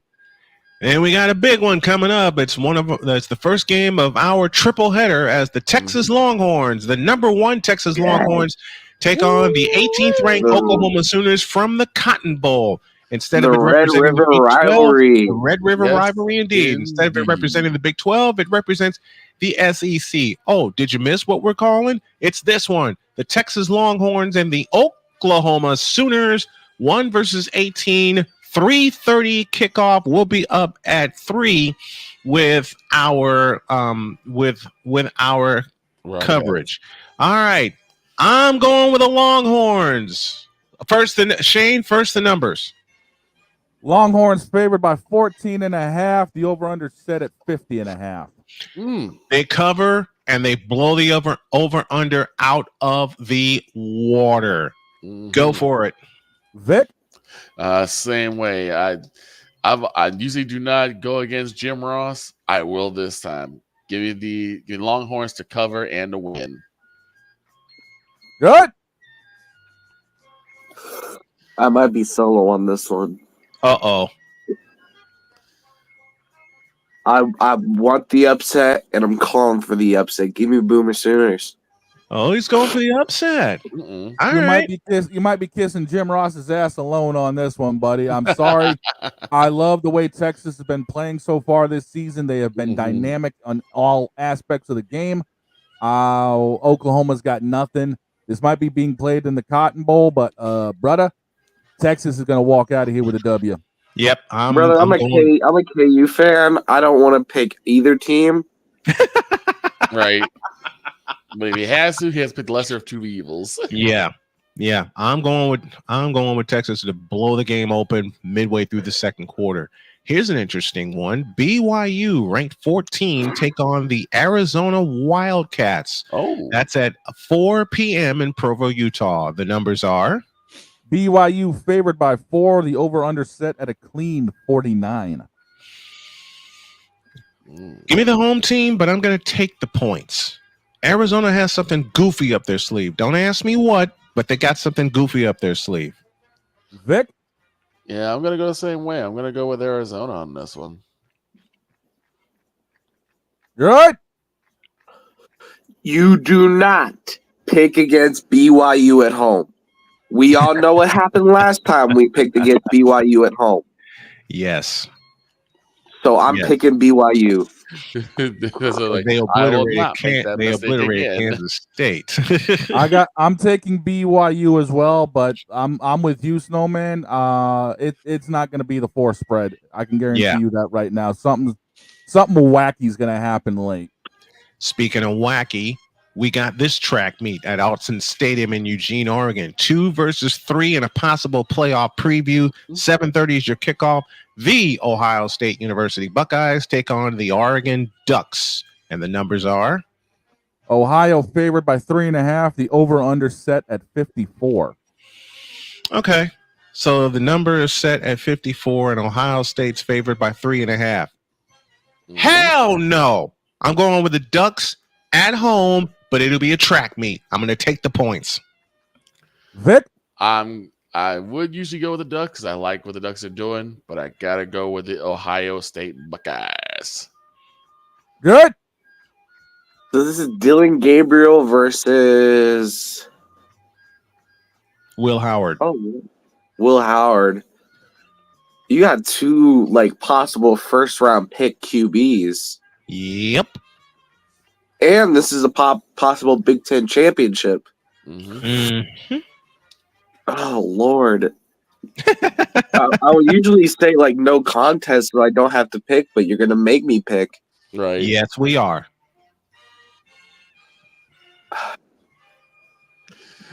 Give me the Ohio State University. We're split. Or I might be the lone wolf. No, you're not. I love what Oregon's doing at home. Ohio State's a little. Yeah. That's the northeast side of me coming out there. It's all right. It's all right. Ohio State's been way too inconsistent offensively. Yes, they've been, putting numbers up, but it's also been inconsistent in this series they've had with Oregon. Mm-hmm. I'm sorry, Ohio State fans, but quack, quack, boys. Give me the Ducks. Let's go down to Tiger Stadium in Death Valley. We have the 4th-ranked Mississippi Rebels, Ole Miss, taking on the LSU Tigers in front of 100,000 at Tiger Stadium. Ole Miss is up by 3.5 in this one. The over/under. Here's your track meet: 62. That may be another track meet. Give me the Tigers to take. Give me the Tigers. Tigers will win this track meet, but it'll require 50 points to win it. I just believe that's going to be a track meet, just like Ohio State, Oregon. Vic? I'm going the same way. And actually, if I did not go to Chicago State University, I would have went to LSU. Go Tigers. I love it. It. Give me Louisiana State. Oh, boy. Oh, boy. Love it. Go ahead, Shano. Oh, we all know the biggest name coming out of LSU has been Olivia Dunn. Her effect on everything athletic-wise has been huge. It ain't going to change this week. LSU romps Ole Miss.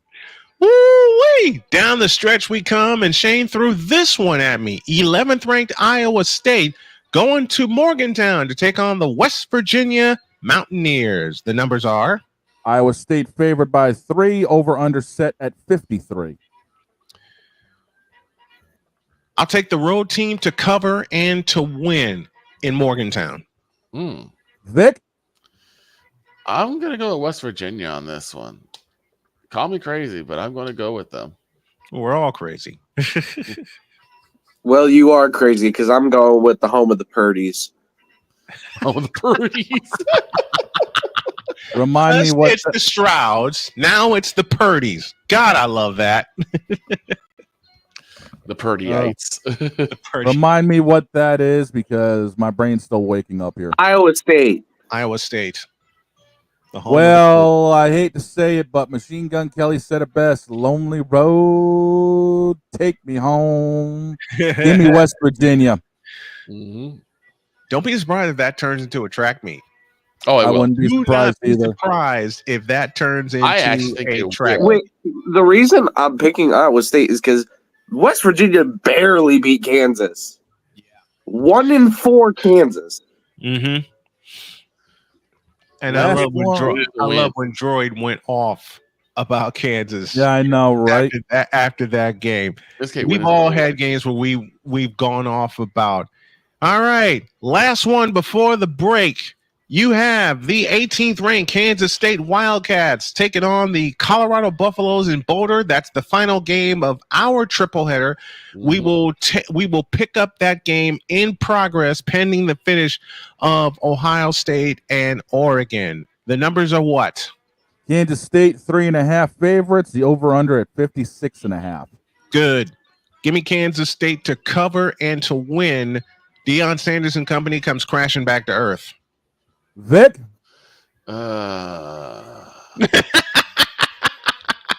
He don't want to take this game. He really I doesn't. really don't. But I'm gonna go the other way. I'm gonna go out on a limb. I'm gonna say that the Buffaloes charge through.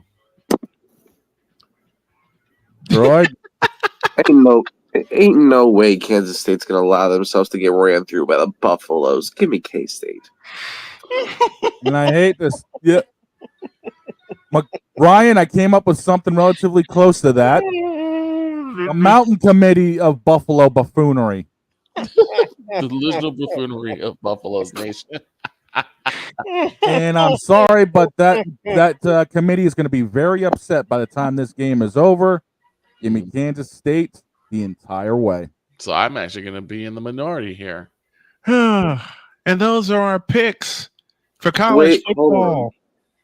And all of who what you got, Droid? There's a specific team I was looking at, but I don't remember if they play this week. Being Droid. Come on. After the upset, why don't you pick this game? Which is what? Vandy, Kentucky. 3-2 Vandy versus 3-2 Kentucky. Vanderbilt. Vanderbilt. That's our bonus pick. Vanderbilt. I don't see Kentucky winning this game. That's not a game. No. And all of our picks are brought to you by BetUS.com. Use the code Snowman and get 125% deposit match on your deposit. BetUS.com, where the game begins. Our triple header are 3 games that our guest is going to look at, and in lieu of a break, we'll bring them on right now. Passionate. Come after me! I'm a man! I'm 40! Unflinching. Let's go back to losing. Parking was easier. Unrelenting. They're not going to keep him off the field tonight! Totally. This one has a chance! DIETZ.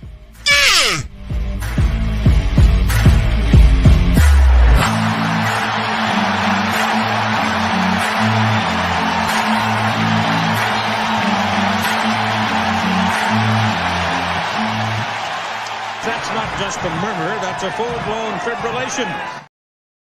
And here's the full-blown fibrillation joining us right now as the doors have been kicked wide open. We're sorry we're late in bringing him on, but it's Chris Dietz, our good friend, joining us to talk some college football. Morning, Dietz. Hey, what's going on, guys? What's going on, man? How you doing? What a weekend last weekend was. Oh my God, yes. First of all, Diego Pavia. The only name that was lined up our scoreboards that last week. Yes. First of all, congratulations to the Mets, man. We drink to the New York Mets. I'm surprised they're upright, dude. Listen, we drink in salute of the New York Mets, and I'll make a bold prediction, and I said it already, and I'll say it again. Ain't nobody beating the Mets in the NLCS. They are too hot right now. Deeds, talk about it. They're right now. The bats finally woke up. That last game in Milwaukee, the bats finally woke up, and that's all the Mets have been waiting for all year. Didn't we all know what the championship series is about? It's going to come down to pitch. It's going to come down to can the Mets bullpen last? That's what's going to come down to. Yeah. Ryan McCarthy joining us from Saratoga, New York. He says it's the grimmest bump. I wouldn't be surprised. Oh my goodness. And I have a present for you. Okay. We played this earlier. Let's repeat our call of the day presented by Cricket Wireless. I think Dietz will be happy with our choice. Now the pitch. Swinging a drive towards the gap in right center. It's pretty deep. It's back near the wall. It's gone. It's gone. Francisco Lindor. He may have just outdone himself. He has hit a grand slam into the Phillies bullpen in right center field. The Mets are leading by a score of 4-1. They were famished for the big hit all night, and Francisco Lindor just provided a feast. The great Howie Rose, the legendary Howie Rose on the call. That's from the New York radio side and our video side, courtesy of Fox. That's for you, Dietz. Man, I love Howie Rose. There's nothing better than listening to Howie Rose call a Mets win. You know what? One thing you don't do as a pitcher is try to slip an upstairs fastball by Frankie. Never. On those in a heartbeat. You do not do that. All right, let's race ahead as we come toward our closing. There are 3 games that Dietz wanted to look at, but before we do that, let's have Dietz's top 5. Let's have this, our Totally DIETZ top 15 presented by BetUS.com. I'll put the team up, and Dietz will shortly talk about them. At 15, you got the Boise State Broncos. They're led by the running game, and they've been leaning on that running back all year long, and that's just where they sit right now. And slowly but surely in Boise State ways, just creeping along. So I got them just in there at 15. At 14, you got the Clemson Tigers. Clemson, only loss of the year was first game of the year against Georgia. So you got to give them their props where they're due. At 13, you have Notre Dame. Notre Dame, same thing. One stumble so far, and then they got that win against Texas A&M. That's the biggest thing. At 12, you have the Ole Miss Rebels. Ole Miss again, another team. One stumble on their, but the biggest thing will come this week against LSU. Down to 11, you have the BYU Cougars at undefeated at 5-0.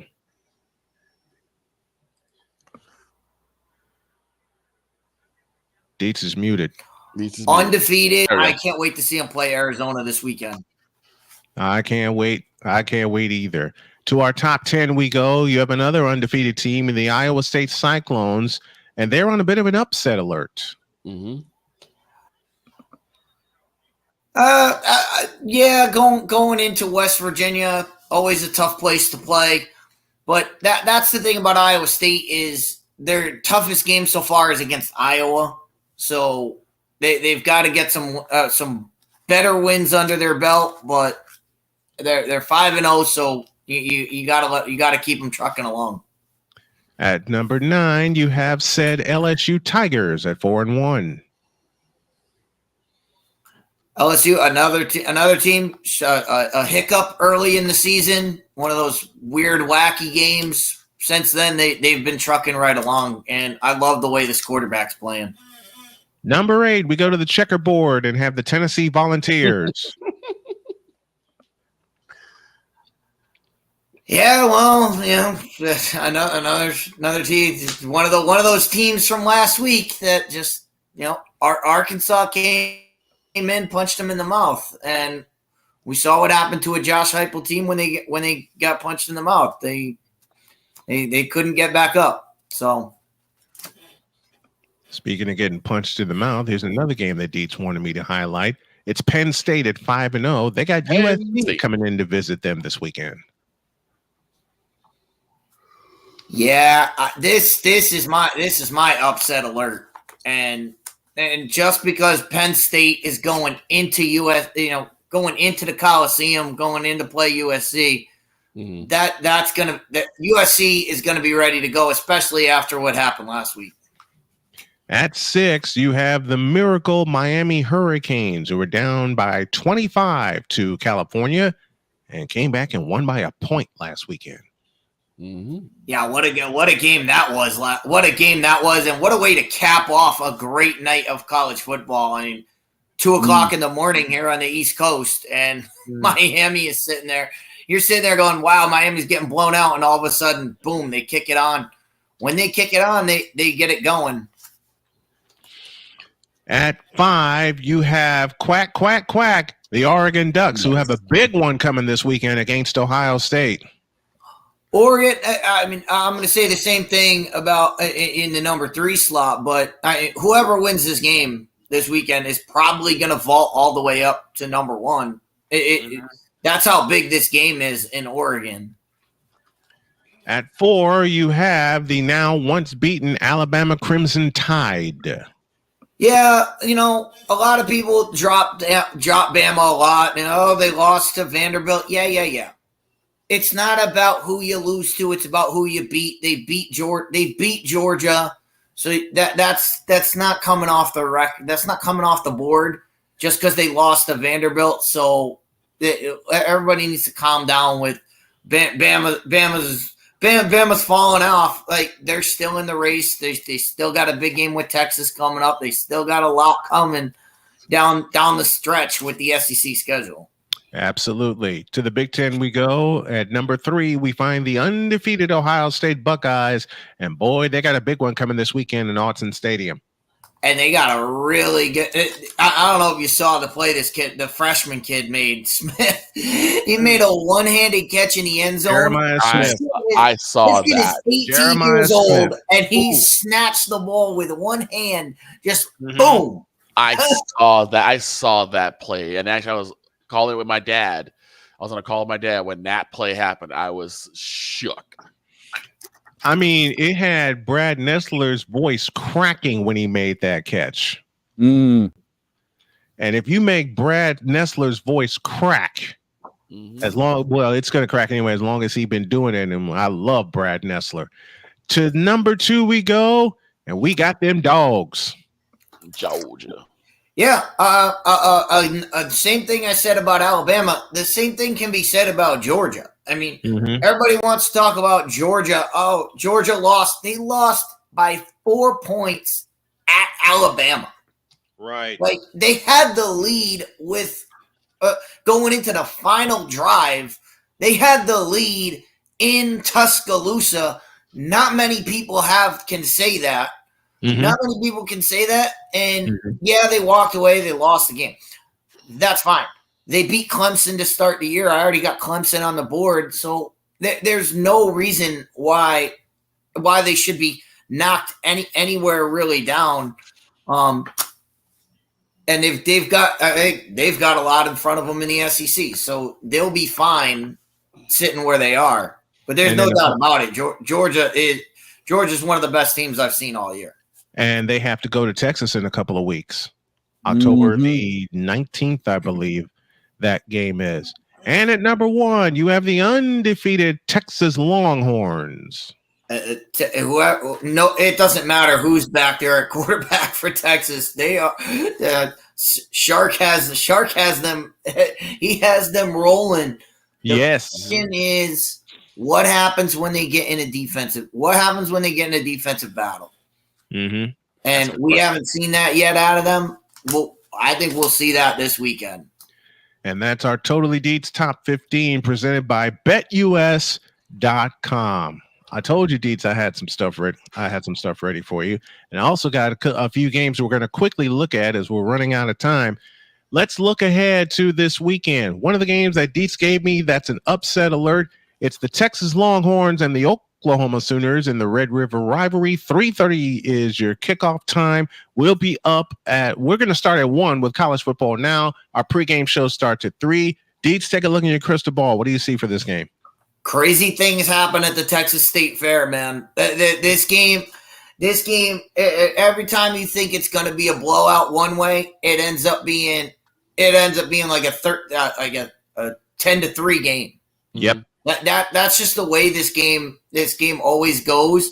When you think it's going to be a rout, it ends up being as close as you can get. And with Oklahoma, they can play defense, man. Texas hasn't seen a team that can play defense yet. Right. We all know Coach Venables is going to have that defense ready to go. And it is in a rivalry game at the Texas State Fair. It's the wacky things, just crazy things happen, and I can see the ball bouncing for Oklahoma in this one. Man, we see crazy things happen.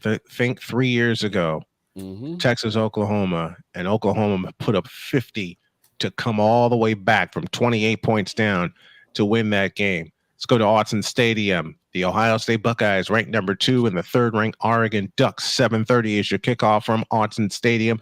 We'll have the call beginning at 7 with our College Football Now pregame show. What are you looking at, Dietz? I'm looking at the sideline. Chip Kelly returns to Oregon as the Ohio State offensive coordinator. That's gonna give Ohio State the edge. Oh, he's calling for Ohio State to win this one. I'm looking at Oregon, and I like what they're doing, and I like their offense. But as Dietz mentioned, they haven't seen a team that plays defense yet. Oregon will see that team this weekend in Ohio State, but I still got the Ducks to cover and to win that one. And last but not least, before we get out of here, you got 18th ranked Kansas State going to Colorado to take on the Colorado Buffaloes. We will pick that game up in progress as our start time for that one is 10:30. Let's go, Dietz. What are you seeing? So this one's gonna be a killer because this is the game. This is the game Deion has been brought here for. Colorado, yeah, they stumbled out of the gate. Now, and it's funny because nobody's talking about them. Nobody's talking about Colorado, and now they got a shot to show the world, hey, we're for real. And this is the statement game for Deion Sanders. If they can't win this one, then you can't. Then they're not over the hump yet. If they win this one, look out. It's going to be like a firecracker. It's going to go out. All of a sudden, they're going to be talked about all over the place. Yeah, this is the game that is going to propel them back into like, hey, we're still here. We're still here. And right now, they're like the canary in the coal mine where we don't hear nothing about them. We don't hear nothing about the Buffaloes at all. Even sitting at 4-1, and I had a great friend say to me, look for Colorado to be ranked in the rankings after their most recent win, that comeback win. Why aren't they in the rankings? Oh, again, they're not in the rankings because nobody's talking about them. I mean, basically because basically the only thing everybody's talking about is Travis Hunter and how many snaps Travis Hunter's playing. That's pretty much the only thing they're talking about with Colorado. They're not even talking about the team. And I guarantee you, if they beat Kansas State, I guarantee you all that changes. They're going to be all of a sudden they're going to be the darlings of the league. I bet they shoot up into the teens, not just enter the top 25. They skyrocketed. Let's see what happens.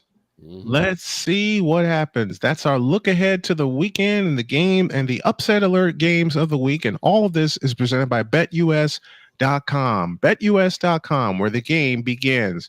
Don't forget, folks, college football now is in full swing beginning this Saturday. is presented by BetUS. We'll start everything at 3:30 with our play-by-play. Yours truly will have the call for Texas, Oklahoma. Then I'll shift to Autzen Stadium as the two-ranked Ohio State Buckeyes and the third-ranked Oregon Ducks.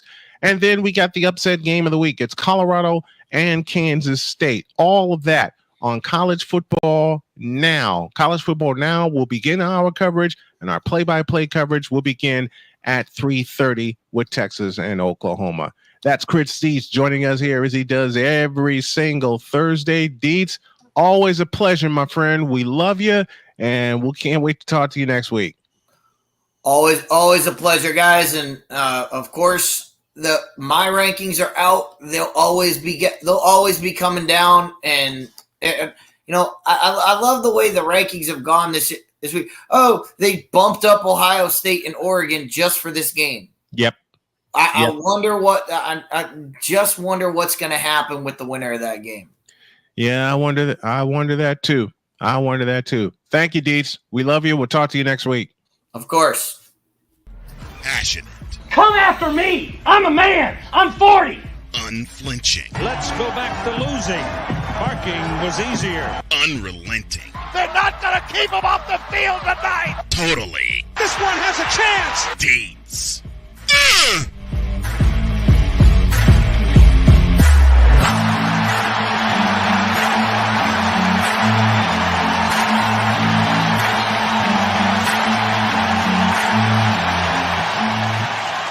That's not just a murmur, that's a full-blown fibrillation. This is crazy, but I love it. Mm-hmm. I love it. Right. I love it. Yes, I do too. Well, my wife gave me a little gift yesterday. I've taken a picture of it and I sent it to the guys in the group chat. But she made me one of these, a Colts pumpkin. A Colts pumpkin. She made me a Colts pumpkin. And then she said yesterday, she was getting ready for bed. She says, I would have made one for your 49ers, but I forgot the colors and my brain was dead. Look, I get it. I get it. Your brain goes, puh. Just remember, rule 5 of the house. The answer is always the Indianapolis Colts. Yes. Even though I'm doing the 49ers game tonight. We'll start everything at 8 p.m. with our play-by-play coverage. I should be home by then, but I need a nap. So we're getting out of here. Have a great day. God bless. And remember to make your next move your best move. And always remember, if your dreams don't scare you, they are simply not big enough. Dream big, do bigger. We are, and we hope you all are too. So long, everybody.